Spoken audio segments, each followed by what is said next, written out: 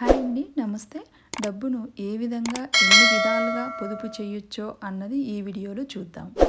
రూపాయి అనేది ఖర్చు చేస్తూ ఉంటే ఖర్చులు పెరుగుతూ ఉంటాయి. అదే రూపాయిని మనము పొదుపు చేస్తే రెట్టింపయ్యి జీవితాంతం మనతోనే ఉంటుంది.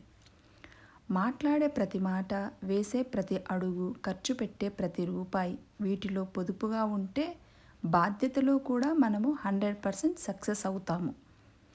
అసలు డబ్బు పొదుపు చేయాలి అనే ఆతృత కంటే ఎందుకు పొదుపు చేయాలి అనే క్లారిటీ ఉండాలి. పెద్దలు ఇచ్చిన ఆస్తులు ఉన్నాయి, మనం అంత జాగ్రత్తగా ఏమీ పొదుపు చేస్తాములే అనుకుంటాము. కానీ ఖర్చు పెడుతూ పోతే కొండలైనా తరుగుతాయి అనే సామెత పెద్దలు చెప్పారు కదా. డబ్బును పొదుపు చేసే ముందు మన ఖర్చులను ముందుగా తగ్గించుకోవాలి. మనం ముందుగా పాటించవలసిన అలవాటు, చేసుకోవలసిన కొన్ని పద్ధతులు ఈ వీడియోలో చూద్దాము. ముందుగా మనకొచ్చే శాలరీలో మనము ఫస్ట్ సేవింగ్స్కి సపరేట్ చేసుకోవాలి. తర్వాత మనకొచ్చే శాలరీని బట్టి మనం కొంత పర్సంటేజ్ అనేది అనుకోవాలి. ఖచ్చితంగా 20% మనం సపరేట్ చేసుకున్నామంటే ఫ్యూచర్కి ఉపయోగపడుతుంది. మన నిత్యావసరాలకు, మన పిల్లల చదువులకు ఇలా అంతా సపరేట్ చేసుకున్నాము అంటే మన దగ్గర ఎంత మిగిలింది అన్నది మనకు ఒక ఐడియా ఉంటుంది. దాన్ని బట్టి మనము మిగతావి మన జల్సాలకు, మన ఖర్చులకు, మన సంతోషాలకు వాడుకోవచ్చు అన్నమాట. అలా కాకుండా ముందు మనం ఎంటర్టైన్మెంట్ మనం ఎంజాయ్ చేసాము అంటే సేవింగ్స్ అనేది ఎప్పటికీ మనము చేయలేము. నేనైతే ఒక బాక్స్ని ఇలా పెట్టుకుంటానండి. ఇందులో నాకు ఏదైనా సరే కొత్తగా అనిపించిన నోట్స్, ఓల్డ్ నోట్స్ అన్నీ ఇలా కలెక్ట్ చేస్తూ ఉంటాను. ఇవి ఎప్పటి నుంచో నేను కలెక్ట్ చేసుకున్న నోట్స్ అన్నమాట. ఇలా చేసుకున్నామంటే మనకు తెలియకుండానే కొద్ది డబ్బులు అనేది ఆదా అవుతుందన్నమాట. మనమే కాదు, పిల్లలకు కూడా చిన్నప్పటి నుంచే ఇలా కిట్టి బ్యాంక్ అనేది పెట్టుకోవాలి. ఇలా పెట్టి వాళ్ళకు కూడా ఫైనాన్షియల్ విషయాలు అనేటివి చిన్నప్పటి నుంచే చెప్పాము అంటే బాధ్యతగా ఉంటారు. వాళ్ళు కూడా చిన్నప్పటి నుంచి మనం ఇచ్చిన డబ్బుల్ని ఇలా సేవ్ చేసుకోవడం అలవాటైతే ఫ్యూచర్లో ఎలాంటి ప్రాబ్లం లేకుండా డబ్బులు సేవింగ్ చేసే ముందు మన ఖర్చును ఎలా తగ్గించుకోవాలో ఫస్ట్ మనము చూసుకోవాలి. ప్రతి ఒక్కటి నెలకు సరిపడా మన ఖర్చుల లిస్ట్ అంతా ఇలా ప్రిపేర్ చేసుకోవాలండి. మన ఇంట్లోకి అవసరమయ్యే సరుకులు అన్నీ ఇలా మనం లిస్ట్ రాసుకున్నాము అంటే ఏది ఎంత కావాలి అన్నది మనకు తెలుస్తుంది.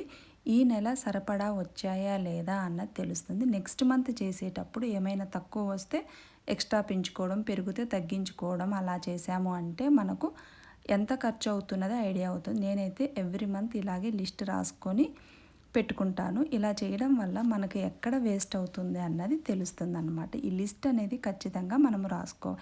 కరెంటు బిల్ అయినా, వాటర్ బిల్ అయినా ఏదైనా సరే మనము ఇలాంటివన్నీ ప్రిపేర్ చేసుకోవాలి. నేను ఒక 5 పాయింట్స్ ప్రిపేర్ చేసుకున్నానండి. ఇది కనుక ఫాలో అయ్యాము అంటే మన ఖర్చులు ఆటోమేటిక్గా తగ్గుతాయి, మన పొదుపు అనేది పెరుగుతుందన్నమాట. అదేంటో ఒకసారి చూద్దాం. ఫస్ట్ మన ఆదాయం, ఇన్కమ్, అందులోంచి మన ఖర్చులు అన్నమాట. అంటే ఎక్స్పెండిచర్స్ తీసేస్తేనే మనకు వచ్చేది పొదుపు. ఇప్పుడు మనం ఖర్చులు తగ్గించుకుంటే పొదుపు అనేది ఖచ్చితంగా పెరుగుతుంది. అది ఎలాగా, ఈ 5 పాయింట్స్ ఏంటి అన్నది మనం ఒకసారి చూద్దాం. ఫస్ట్ వచ్చేసి every month bills and expenditures writing and notes. అంటే ముందుగా మనం మాట్లాడుకున్నాం కదా, మనకు అయ్యే ఖర్చులన్నీ నోట్ చేసుకోవాలి. అందులోనే కరెంటు బిల్లు కానీ, పేపర్ బిల్లు, ఇంటర్నెట్ బిల్లు ఏది ఎంత అవసరమవుతున్నాయి, ఎంత ఖర్చు అవుతుంది, ఎంత వేస్ట్ అనేది రాసుకోవాలి. సెకండ్ వచ్చేసి కరెంట్ అండ్ వాటర్ సేవింగ్స్ చెప్పాను కదండి. మనము కరెంట్ వచ్చేసి మనము ఉన్నా లేకపోయినా అన్ని రూమ్లలో ఫ్యాన్స్, లైట్స్ వేసి వెళ్తుంటాం. అది అందరికీ ఉన్న అలవాటు. అది కనుక మనము కొన్ని రోజులు అలవాటు చేసుకున్నామంటే ఆటోమేటిక్గా మనము ఆఫ్ చేయడం అలవాటు అవుతుంది. నెక్స్ట్ వచ్చేసి ఆన్లైన్ అండ్ ఆఫర్స్ షాపింగ్ అనమాట. ఆఫర్స్ ఉన్నాయి కదా అనేసి ఆన్లైన్లో మనం షాపింగ్ చేస్తూ ఉంటాము.